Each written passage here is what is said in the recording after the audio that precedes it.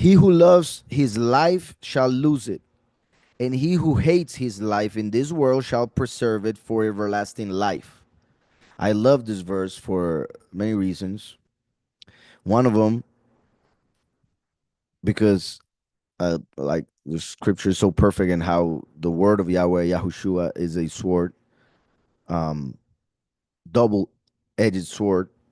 Because we see here that this that he's saying, if you are far away from the Father, if you are far away from knowledge and the wisdom that Yahweh gives through the fear of Yahweh, then you would read this and it would make no sense at all. And let me put it this way: even though um, I always believed in Yahweh and Yahushua, thankfully. However, not with those names. I was born as Christian and lived like that for a long time. But I lived with depression for a long time as well, pretty much all the time that I was a Christian. So, um, dealing with that and wanting to die most of the time, kind of in a way gave me a certain perspective regarding this verse. That is what I'm trying to explain that I find funny. Um, because it says, "He who loves his life shall lose it, and he who hates his life, like when you are depressed, you hate your life, in this world shall preserve it for everlasting life." So it's like, what? I mean, I don't want life, and that's what I'm gonna get more, right? And all that people that love life, they're gonna just lose it. I mean, it seems to not make sense, right? It's like if you hate life, then you should lose it. If you love life, then you should get more, right? But there is a clear contrast between the physical and the spiritual, the earthly and the heavenly. So when you're earthly, this won't be understandable, but when you are spiritual and understand that difference, then this will be very clear. Because he who loves his life shall lose it. He who loves this reality, this life that is temporal, since you love that which is temporal, then you will go with time because you were in love with the things of the world, of this reality. And he who hates his life in this world, that was a clear um,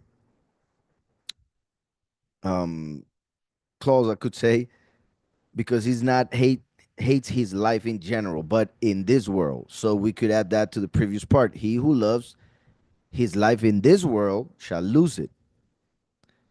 And he who hates his life in this world, meaning in this bad reality, if you hate your life, is because you hate this world. You're not actually hating being alive. You're actually hating being alive in this reality. But it's interpreted as there's no other reality, so I hate my life, right? So and he who hates his life in this world shall preserve it for everlasting life. So whoever realizes that this world is awful, he will be given a perfect world. But he who is satisfied with an evil world is evil and therefore will lose the opportunity to enter the perfect world because he or she doesn't want or desire actual perfection, which is Yahweh. They want the illusion, they want the pleasure of the flesh, of this life, of riches, of this world. They want fame, they want control, they want all of that. Like Halel, the mighty one of this world, as they would say, the God of this world. So if someone loves this life in this world, they are actually loving Lucifer.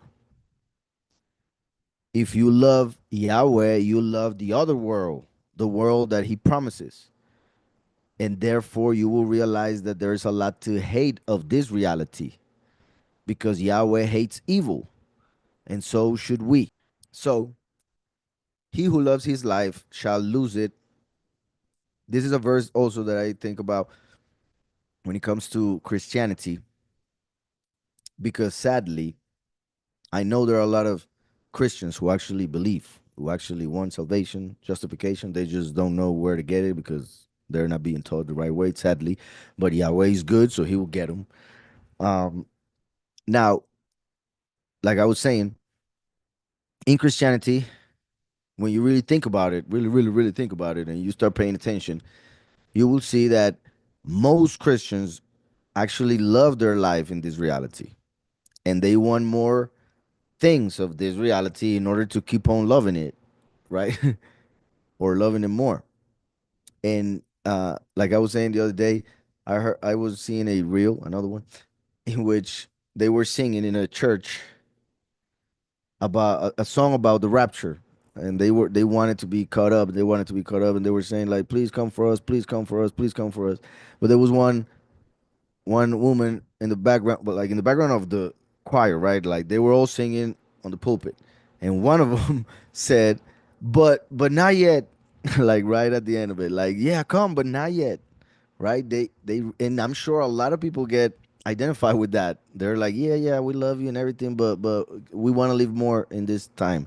Right? We talk about the end times, and no, no, no, I want more time because I want to have a house and a family and children and then grandchildren and so on and so forth. And I can understand, of course, those desires. But if we actually have our eyes in the kingdom of heaven, then we're not going to be focused on having anything in this reality. And if we do have children, we want to bring them with us to that other reality, not just keep them there or keep them here in this awful reality, right? So, he who loves his life shall lose it. There are a lot of people in Christianity, not, and I'm talking about Christianity because they claim to believe in the scriptures and in the Messiah, right? Those who do not believe in the Messiah, it's obvious that they will love this world. But if you claim to believe in the Messiah and the scriptures, the old and new covenant, you should know this verse. He who loves his life shall lose it, and he who hates his life in this world shall preserve it for everlasting life. So I repeat that in a way, in the wrong way, it seems like punishment. And therefore we see that he who is far away from the truth, that verse is fulfilled in them as punishment. But he who is close to the truth um, will understand it and therefore becomes a promise and a blessing. Because when you hate this world, Yahweh is telling you there's a reason for that. You're a little bit like me, so I want to bring you to this other reality that I have prepared for you.